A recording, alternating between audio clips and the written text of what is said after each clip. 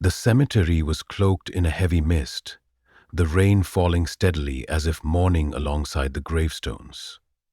At the far edge of the grounds, a German shepherd sat motionless by an old weathered headstone. His fur was soaked through, matted against his lean frame, but he didn't move. Not when the caretaker called to him, not when they tried to coax him with food or gentle words. He simply stared ahead, his amber eyes unblinking, as though tethered to something invisible yet unbreakable. It wasn't just his stillness that unnerved those who saw him. It was the way he seemed to guard the grave like a sentinel, refusing to leave even as the storm raged around him.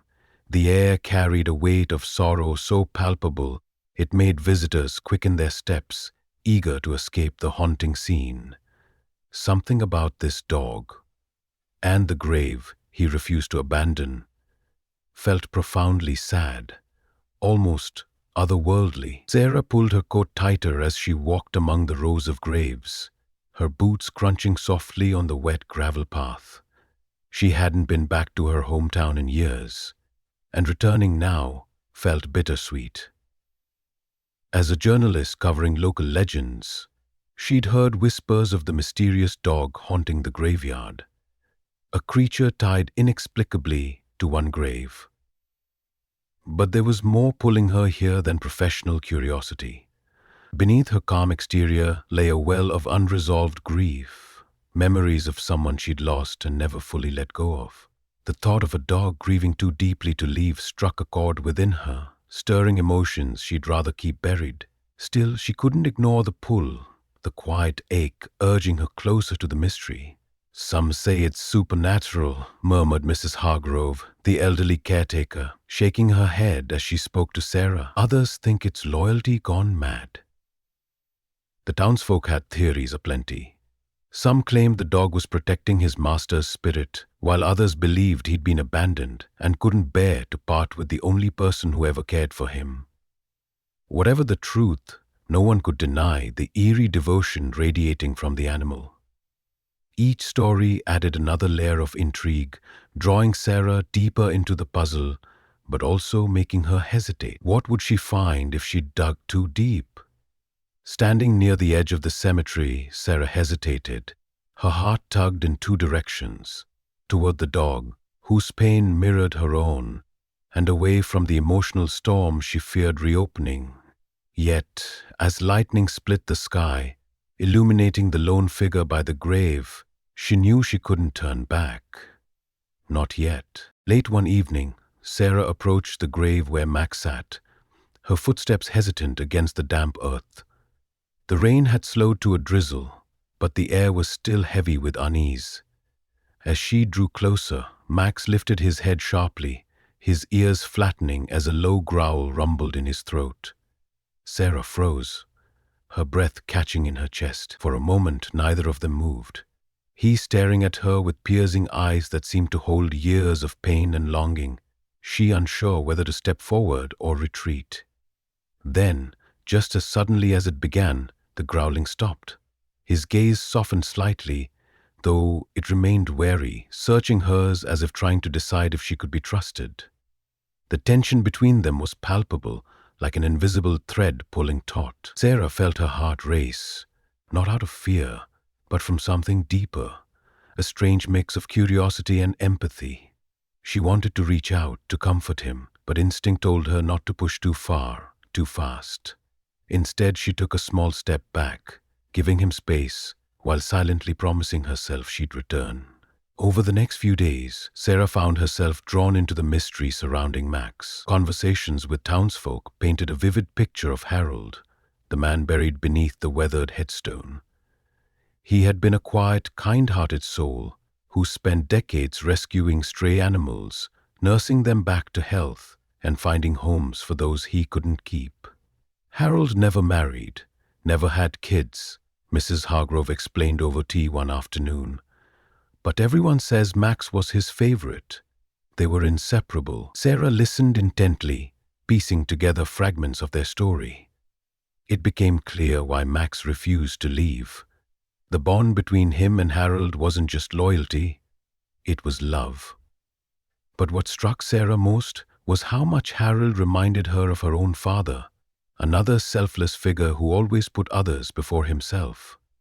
This realization deepened her resolve to understand Mac's plight, even as it stirred up old memories she'd rather forget. Despite her growing compassion for Max, Sarah wrestled with doubt. Getting involved meant opening herself up to emotions she'd worked hard to bury: grief, loss, attachment. Yet every time she saw him sitting there, thin and shivering, her heart clenched painfully. How could she walk away when he so clearly needed help? One night, as she lay awake replaying their tense encounter, she realized her hesitation wasn't just about Max. It was about herself. Helping him would mean confronting her own fears of vulnerability, of loving and losing again. Still, the image of his hollow eyes lingered in her mind, refusing to let her rest until she acted. The next morning, Sarah returned to the cemetery with a bag of food and a blanket. Her hands trembled slightly as she placed them near Max, careful not to startle him. At first, he eyed her warily, his nose twitching as he sniffed the offerings. Then, slowly, cautiously, he crept forward and began to eat. Watching him devour the meal, Sarah felt a flicker of hope and determination. This small act of kindness marked the beginning of something bigger, a connection neither of them fully understood yet. As she turned to leave, she whispered softly, "I'll come back tomorrow."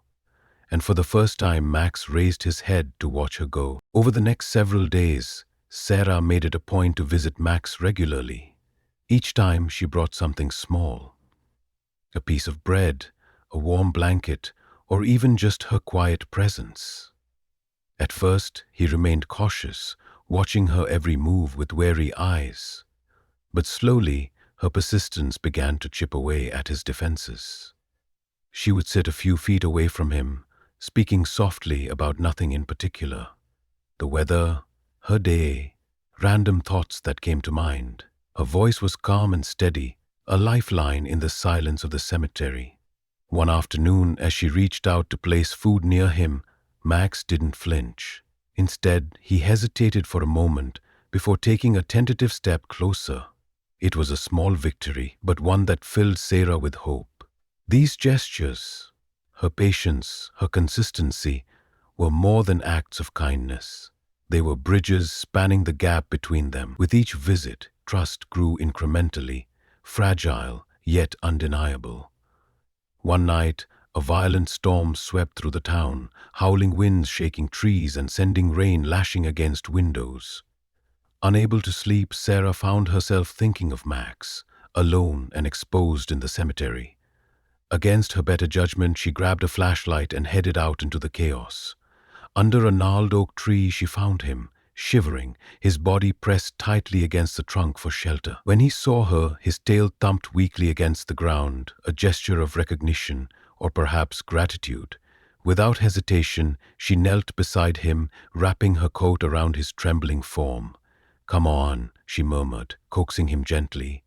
Back at her house, Max retreated under the bed, his wide eyes darting nervously. He was clearly traumatized, but there was also something else.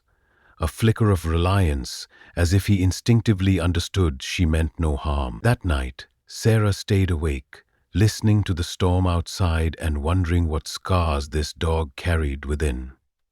As the days turned into weeks, a routine developed between them. Max started following Sarah around the house, his movements cautious but curious.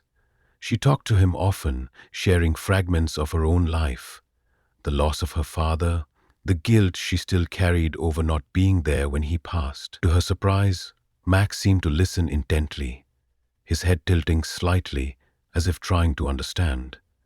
Sometimes he'd nudge her hand with his nose, offering silent comfort. These moments became precious to Sarah, filling a void she hadn't realized existed. Through their shared routines, both human and animal began to heal, finding solace in each other's company. But healing wasn't linear. Strange behaviors began to surface: Max whimpering in his sleep, clawing at doors as if trying to escape, and bolting back to the cemetery whenever given the chance. Once, Sarah caught him digging frantically near Harold's grave, his paws tearing at the earth until they bled. It was heartbreaking to witness, a reminder of the pain he still carried. Yet, these actions also hinted at unanswered questions, secrets buried alongside Harold that Max couldn't let go of. Sarah felt torn between protecting him and respecting his need to return to the place that held so much meaning for him.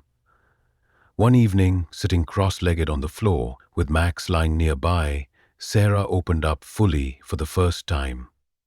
"I miss him too," she admitted quietly, tears welling in her eyes. "My dad, I never got to say goodbye." Max lifted his head, his gaze locking onto hers. For a moment, it felt as though he truly understood, his presence an anchor in her grief. In return, she stroked his fur, whispering reassurances she hoped reached whatever wounds lingered in his heart. This shared vulnerability deepened their bond, proving that healing wasn't just about moving forward, it was about acknowledging the past together. Despite their progress, Max's frequent escapes to the cemetery weighed heavily on Sarah's mind. There was something unresolved binding him to Harold's memory, a mystery she felt compelled to unravel. Watching him sit by the grave, his posture solemn and unyielding, she resolved to dig deeper, not just for Max's sake, but for her own peace of mind.